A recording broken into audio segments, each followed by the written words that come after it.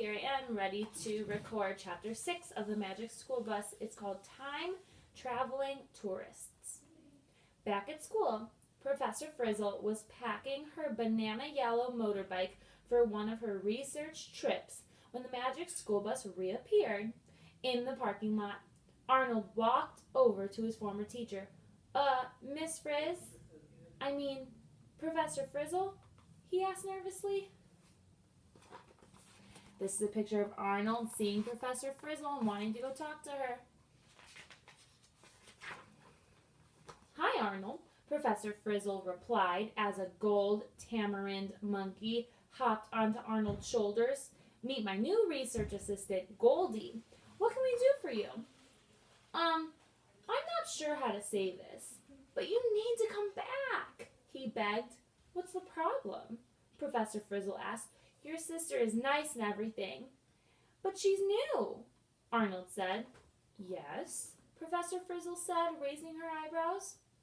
And new things are always trouble, Arnold continued. Like on the Galapagos, something new could totally upset their whole ecosystem.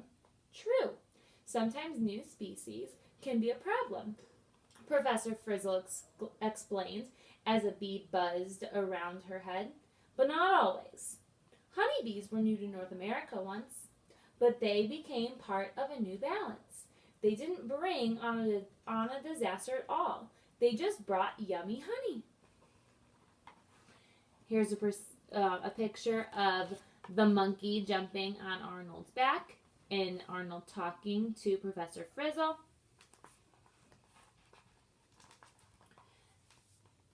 And then here is another picture of Arnold and Professor Frizzle talking. So ecosystems can create a new balance over time. And it's not always bad? Arnold asked. That's right, Professor Frizzle replied. Sometimes it works out wonderfully, like with the honeybee.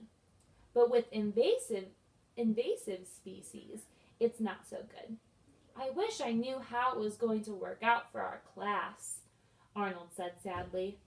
Maybe a little magic will help you figure that out, Professor Frizzle said with a twinkle in her eye.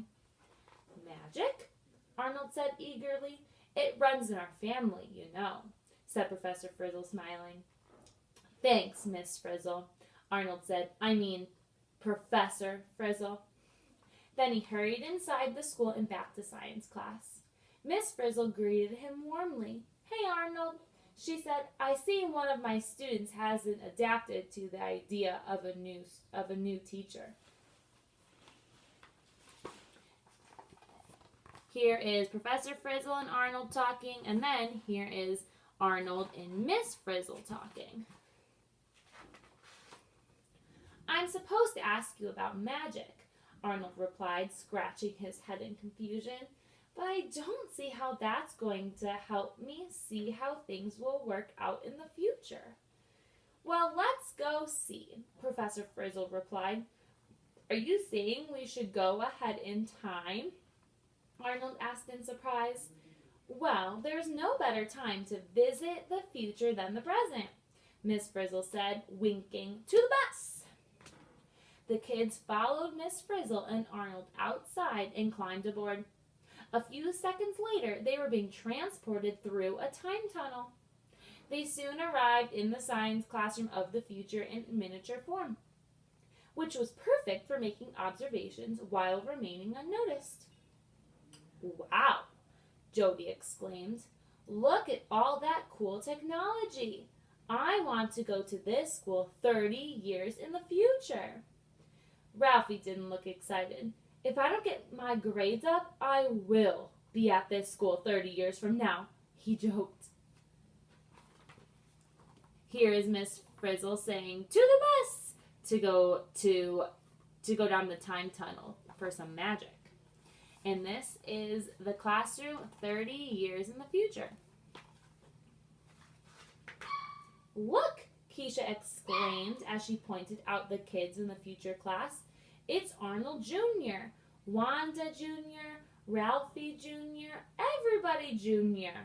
See, Arnold, Miss Frizzle said reassuringly, the class's ecosystem has survived. There's nothing to worry about. You're right, Arnold exclaims.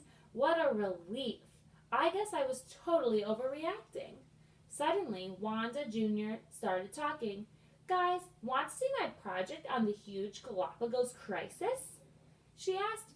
Crisis in the Galapagos? Arnold asked in alarm. What is she talking about? Here are all the students in the future doing their work, and here is, was it Wanda Jr.? Yeah, it was Wanda Jr. who's standing up giving her speech and talking about her project. Okay, and that is the end of chapter 6. See y'all next time.